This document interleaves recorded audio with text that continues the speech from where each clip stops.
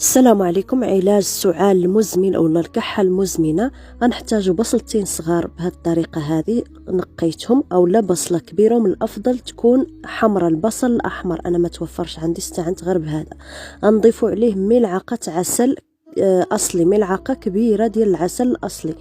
غادي نغطوه على جنب، كل 20 دقيقه نحركوا، يعني نفوتوا 20 دقيقه ونحركوا بهذه الطريقه لمده 4 سوايع، وهو كيتحرك كل 20 دقيقه حتى نحصلوا على هذا السيرو اللي كتشوفوا هنا. باقي ما يعني مازال ما تكون عندي السيرو بشكل جيد. المهم كل 20 دقيقه كنحرك، ولا نصف ساعه كنحرك حتى حصلت على هذا السيرو. وفين كنحصل على هذا السيرو؟ كنهز ملعقه من السيرو فقط، نشربها صباحا وعند الغداء والعشاء حتى الشفاء ان شاء الله.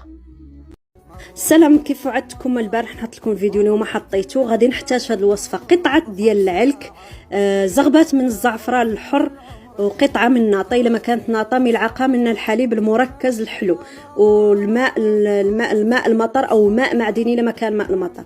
غادي نشدوا قطعه ونضيفوا لها قطعه من العلك، ونضيفوا لها زغبات من الزعفران الحر وقطعه ناطه، ونضيفوا لهم الماء ليله كامله، ونحصلوا على هذا الشكل هذا. يعني منين يذوب نحصلوا على هذا التكستور، ونطبقوه على الوجه يوميا. الشرح على قناتي البنات هنا، قصير الفيديو للاسف.